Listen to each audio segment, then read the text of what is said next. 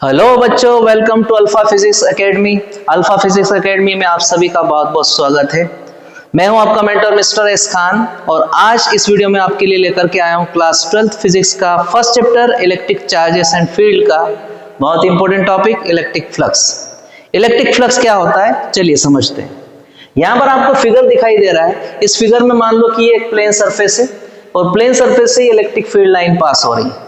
जब कभी भी किसी प्लेन सरफेस से इलेक्ट्रिक फील्ड लाइन नॉर्मली पास होकर के जाती है तो बोला जाता है कि उससे इलेक्ट्रिक फ्लक्स लिंक हुआ।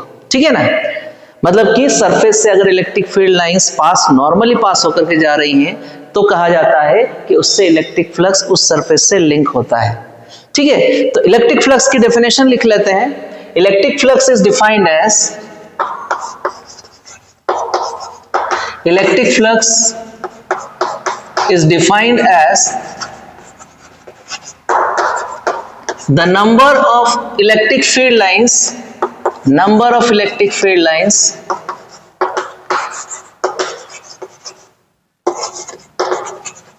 passing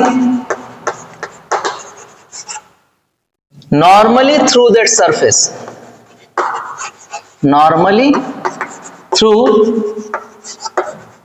that surface, उस सरफेस से इलेक्ट्रिक फील्ड लाइन नॉर्मली पास होकर के जा रही हैं तो हम बोलेंगे कि उससे इलेक्ट्रिक फ्लक्स लिंक हुआ। ठीक है, उसे बोलते हैं इलेक्ट्रिक फ्लक्स। इलेक्ट्रिक फ्लक्स को फाई से डिनोट करते हैं। It is denoted by phi. इसको फाई से डिनोट किया जाता है। ये वाला सिंबल इलेक्ट्रिक फ्लक्स का सिंबल होता है बच्चों।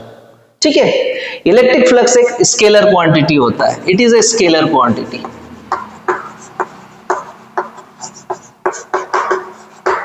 अब मान लो कि electric flux number of field lines किसी सरफेस एरिया से पास होने की वजह से लिंक हो रहा है, तो इलेक्ट्रिक फ्लक्स का जो मैग्नीट्यूड है किस पर डिपेंड करेगा। मान लो कि किसी सरफेस एरिया से ज्यादा number of electric field lines pass हो रही है, मतलब कि इलेक्ट्रिक फील्ड की इंटेंसिटी बहुत ज्यादा हो रही है, तो फ्लक्स का मैग्नीट्यूड भी ज्यादा होगा। ठीक है, अगर मान लो कि कोई सरफेस एरिया है वो ज्यादा बढ़ जाए, वो उसकी साइज ज्यादा से ज्यादा फील्ड लाइन पास होकर के जा सकती है और ज्यादा से ज्यादा फील्ड लाइंस पास होंगी तो फ्लक्स उससे ज्यादा से ज्यादा लिंक होना चाहिए। ठीक है, तो दो कंडीशन में फ्लक्स का मैग्नीट्यूड ज्यादा हो सकता है। यहाँ पर देखने पर कि अगर फील्ड लाइंस ज्यादा होंगी तो फ्लक्स ज्यादा होगा, सरफेस एरिया ज्यादा होगा, बड़ा होगा तो भी फ्लक्स ज्यादा होगा। इसका मतलब इस फ्लक्स का मैग्नीट्यूड दो चीजों पर डिपेंड करता है।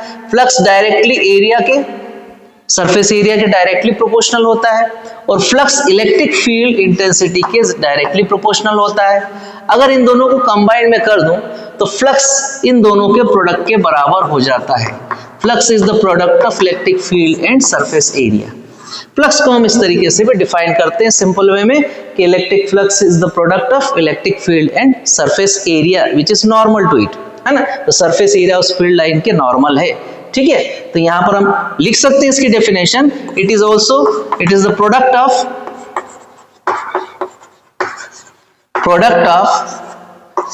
Electric field and surface area normal to it, है ना, normally to field. Surface area field के नॉर्मली, इलेक्ट्रिक फील्ड के नॉर्मली। ठीक है, ये डेफिनेशन हो गई इसकी इलेक्ट्रिक फ्लक्स की। अब यहां पर हम देखते हैं कि जरूरी नहीं है कि हर बार इलेक्ट्रिक फील्ड लाइंस किसी सरफेस एरिया के परपेंडिकुलर या नॉर्मली पास होकर के जाएं। अगर ऐसी कंडीशन आ जाती है कि इलेक्ट्रिक फील्ड लाइन उस सरफेस एरिया के नॉर्मल पास नहीं होकर के, है ना, कुछ एंगल बना करके अगर पास होकर के जाती हैं तो उस कंडीशन के अंदर फ्लक्स का फॉर्मूला क्या बनना चाहिए, फ्लक्स की इक्वेशन क्या बनना चाहिए, देख लेते हैं यहाँ पर। ठीक है, मान लो कि ये सरफेस एरिया और इसका एरिया वेक्टर इसके नॉर्मल है। ये कोई सरफेस एरिया है, इसका एरिया वेक्टर इसके परपेंडिकुलरली आउटवर्ड है, बाहर की तरफ होता है। एरिया वेक्टर में किसी सरफेस का एरिया वेक्टर उसका डायरेक्शन क्या होता है, सरफेस के नॉर्मली बाहर की तरफ होता है, आउटवर्ड होता है। तो एरिया वेक्टर है, इसका डायरेक्शन क्या है, आउटवर्ड है, सरफेस के बाहर की तरफ है। और कोई इलेक्ट्रिक फील्ड लाइन अगर इससे पास होकर के क्रॉस होकर के गई है, उसने एरिया वेक्टर के साथ में कुछ एंगल बनाया, थीटा एंगल बना करके गई मान लो, तो यहां पर तो डेफिनेशन में हम बोल रहे हैं कि सरफेस की इलेक्ट्रिक फील्ड लाइंस अगर नॉर्मली पास होगी तो फ्लक्स लिंक होगा, लेकिन यहां पर हम देख रहे हैं इस कंडीशन में कि सरफेस के electric field line area vector के मतलब सरफेस के नॉर्मल नहीं है, वो एरिया वेक्टर के साथ में कुछ एंगल बना करके जा रही है। इस कंडीशन में हम ये देखेंगे कि इलेक्ट्रिक फील्ड को हम क्या करेंगे, दो कंपोनेंट में रिजोल्व करेंगे। तो इलेक्ट्रिक फील्ड का एक कंपोनेंट जो इस एरिया वेक्टर के डायरेक्शन में होगा वो हो जाएगा ई कॉस थीटा, और दूसरा कंपोनेंट इसके परपेंडिकुलर होगा, उसकी हालांकि जरूरत नहीं हमें। तो ये जो कंपोनेंट इस एरिया वेक्टर के डायरेक्शन में होगा वो कंपोनेंट इलेक्ट्रिक फील्ड का और एरिया एलिमेंट का प्रोडक्ट हमको क्या देगा, इस कंडीशन में इलेक्ट्रिक फ्लक्स देगा। तो इस डायग्राम के अकॉर्डिंग हम लिख सकते हैं कि flux is equal to E cos theta and area element. ठीक है, ये एरिया का स्केलर फॉर्म, एरिया वेक्टर का स्केलर फॉर्म ए। ठीक है, तो हमने यहां लिख रहा E cos theta into A, इसको सीधा करके जमा करके लिख देते हैं हम, ई ए कॉस थीटा हो गया। ये हो गई हमारी equation number 1। Flux phi is equal to E A cos theta होता है। अब यहां पर हम देख रहे हैं कि इलेक्ट्रिक फील्ड एक वेक्टर क्वांटिटी है, एरिया वेक्टर भी एक वेक्टर क्वांटिटी है, और दोनों के बीच में एंगल हमको cos थीटा दिख रहा है, कोसाइन एंगल दिख रहा है। तो दो वेक्टर का प्रोडक्ट हो और उसके बीच में कोई कोसाइन एंगल होता है तो वो डॉट प्रोडक्ट होता है। तो इसको dot product is equal to vector E dot vector A, ये इस फॉर्म में भी लिखा जा सकता है। ये होगी इसकी इक्वेशन नंबर 2। ठीक है, अब यहां पर हमको ये देखना है कि ये जो फ्लक्स हमें मिल रहा है, इस फ्लक्स का जो भी मैग्नीट्यूड होता है वो इलेक्ट्रिक फील्ड और एरिया वेक्टर के बीच में बनने वाले एंगल पर डिपेंड करता है। अब ये cos थीटा, इन दोनों के बीच में बनने वाला एंगल cos थीटा होगा, और ये cos थीटा का मैग्नीट्यूड अगर ज्यादा होगा तो हमें फ्लक्स ज्यादा मिलेगा। अगर cos थीटा का मैग्नीट्यूड कम हुआ तो यहाँ पर फ्लक्स भी क्या होगा, हमें कम मिलेगा। तो चलिए देखते हैं किस कंडीशन के अंदर हमको इलेक्ट्रिक फ्लक्स ज्यादा मिलता है और किन कंडीशन में हमको इलेक्ट्रिक फ्लक्स कम मिलता है। केस नंबर 1 देखते हैं। यहाँ पर मान लो कि इलेक्ट्रिक फील्ड लाइन ये है, इसका डायरेक्शन ये है, और कोई भी प्लेन सरफेस इसके परपेंडिकुलरली रखा है, परपेंडिकुलर रखा हुआ है। प्लेन सरफेस कोई भी इसके परपेंडिकुलर रखा हुआ है। अगर प्लेन सरफेस इसके परपेंडिकुलर है तो उसका एरिया वेक्टर का डायरेक्शन सरफेस के परपेंडिकुलर होगा, मतलब उसका एरिया वेक्टर का डायरेक्शन इलेक्ट्रिक फील्ड के डायरेक्शन में ही होगा। ठीक है, ये प्लेन सरफेस इस इलेक्ट्रिक फील्ड लाइन के मान लो परपेंडिकुलरली रखा है, परपेंडिकुलर रखा हो गया है अगर प्लेन सरफेस, तो इस कंडीशन में ये इलेक्ट्रिक फील्ड का डायरेक्शन तो ये है ही, लेकिन उसका एरिया वेक्टर भी उस सरफेस के नॉर्मल होता है, आउटवर्ड होता है, तो एरिया वेक्टर का डायरेक्शन भी इधर ही होगा। इस कंडीशन में दोनों के बीच में बनने वाला एंगल थीटा बराबर कितना हो जाएगा, 0 डिग्री। मतलब ये कंडीशन ये हुई कि plane surface perpendicular to electric field, अगर प्लेन सरफेस इलेक्ट्रिक फील्ड के परपेंडिकुलर हो जाता है उस कंडीशन में दोनों के बीच में कितना एंगल बन रहा है, 0 डिग्री बन रहा है, और 0 डिग्री बनता है तो फ्लक्स कितना बनेगा, therefore flux is equal to E A cos theta, इसका फॉर्मूला होता है कॉस थीटा, थीटा बराबर 0 है, cos 0 लिख दिया हमने। cos 0 की वैल्यू 1 होती है तो यहाँ पर हमको फ्लक्स कितना मिलेगा, यहाँ 1 रखने पर ई ए मिलेगा। इसका मतलब इस कंडीशन में जो फ्लक्स लिंक हुआ है वो मैक्सिमम फ्लक्स लिंक हुआ है, इसे हम बोलेंगे maximum flux link with the surface. इसका मतलब यही हुआ कि परपेंडिकुलर सरफेस है तो ज्यादा से ज्यादा इलेक्ट्रिक फील्ड लाइन पास होकर के गई और ज्यादा से ज्यादा उसमें फ्लक्स लिंक हुआ। इस कंडीशन में हमको फ्लक्स की वैल्यू मैक्सिमम मिलती है। सेकंड केस हम ये ले सकते हैं कि मान लो कि अगर ये इलेक्ट्रिक फील्ड लाइन का डायरेक्शन है और प्लेन सरफेस अगर इसके पैरेलल रखा हुआ है, इस तरीके से रखा हुआ है, कोई भी प्लेन सरफेस इसके पैरेलल रख दिया गया है, मतलब प्लेन सरफेस ऐसा रखा हुआ है और इलेक्ट्रिक फील्ड का डायरेक्शन ये है, तो उस कंडीशन में एरिया वेक्टर परपेंडिकुलरली आउटवर्ड होगा प्लेन सरफेस के। ठीक है ना, मतलब एरिया वेक्टर का डायरेक्शन परपेंडिकुलर बाहर होगा, बाहर की तरफ होगा। इलेक्ट्रिक फील्ड का डायरेक्शन इधर है तो एरिया वेक्टर का डायरेक्शन क्या होगा, सरफेस के नॉर्मली बाहर की तरफ होगा। इस कंडीशन में यहाँ पर हम देखते हैं ये एरिया वेक्टर अगर परपेंडिकुलरली आउटवर्ड है सरफेस से तो इस कंडीशन में थीटा बराबर कितना हो जाएगा, 90 डिग्री। 90 डिग्री एंगल मिलेगा यहाँ पर।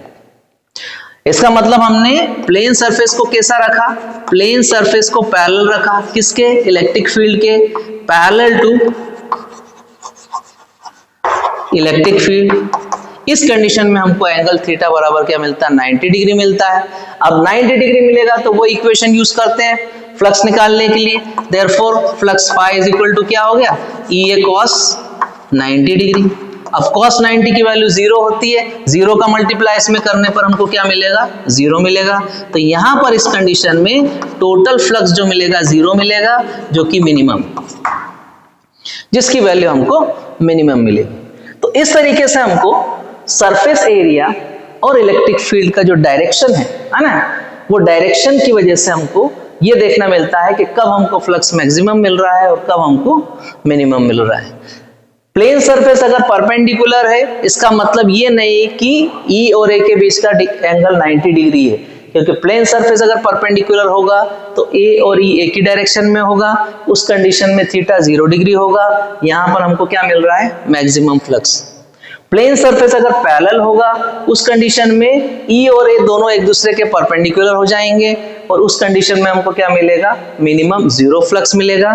मतलब इलेक्ट्रिक फ्लक्स कितना लिंक हो रहा है, मिनिमम हो रहा है, 0 हो रहा है। ठीक है, तो ये कंडीशन थी आपको इलेक्ट्रिक फ्लक्स मिनिमम और मैक्सिमम इस कंडीशन में हमको मिल सकता है। ठीक है, अब हम ये देखते हैं कि इलेक्ट्रिक फ्लक्स की एसआई यूनिट क्या बनना चाहिए। इलेक्ट्रिक फ्लक्स की एसआई यूनिट क्या बनना चाहिए। एसआई यूनिट फॉर्मूला के हिसाब से इलेक्ट्रिक फ्लक्स क्या है, इलेक्ट्रिक फील्ड और सरफेस एरिया के प्रोडक्ट के बराबर है। तो एसआई यूनिट इलेक्ट्रिक फ्लक्स की क्या बनना चाहिए, SI unit of flux phi is equal to electric field into area, formula होता है जनरल फॉर्मूला इसका। तो इलेक्ट्रिक फील्ड की SI unit newton per coulomb मान लो आप, एरिया की यूनिट मान लो मीटर स्क्वायर, मतलब इसकी एसआई यूनिट हो जाएगी न्यूटन मीटर स्क्वायर, और एक कूलम को ऊपर ले जाओ तो क्या हो जाएगी, कूलम की पावर -1। ये हो जाएगी इलेक्ट्रिक फ्लक्स की एसआई यूनिट। इलेक्ट्रिक फ्लक्स एक स्केलर क्वांटिटी होता है। हम चाहें तो इसका डायमेंशनल फॉर्मूला भी बना सकते हैं। डायमेंशनल फॉर्मूला अगर आप इसका बनाना चाहेंगे तो ये देख लेंगे कि E के लिए E क्या होता है, फोर्स पर यूनिट चार्ज होता है। Electric field force per unit charge होता है, इसका मतलब ऊपर फोर्स आ रहा है, नीचे यूनिट चार्ज आ रहा है, इनटू एरिया की प्लेस पर आपने एरिया ही लिखा। अब देखिए डायमेंशनल फॉर्मूला फोर्स के लिए क्या लिखते हैं, ml की पावर -2, एरिया के लिए क्या लिखते हैं, L square side into side, और चार्ज के लिए क्या होता है, A इंटू टी। ठीक है, अब ये सारी चीजों को ऊपर ला रहे हैं तो क्या बन रहा है डायमेंशनल फॉर्मूला, देखिए m ये है, L इंटू एल स्क्वायर क्या हो गया, L की पावर 3। अब ये -2 है t की पावर, और ये t ऊपर जाएगा तो -1 हो जाएगा, मतलब t की पावर -2 और -1 क्या हो जाएगा, t की पावर -3। और ये जो है a है, इसको ऊपर ले जाने पे a की पावर -1 बन जाएगा। और ये है हमारे पास, इस तरीके से हमको क्या मिलता है, dimensional formula of electric flux. तो ये था आज का टॉपिक इलेक्ट्रिक फ्लक्स का बच्चों। अगर आपको ये टॉपिक अच्छा लगा हो, समझ में आया हो, तो इस वीडियो को लाइक कीजिएगा।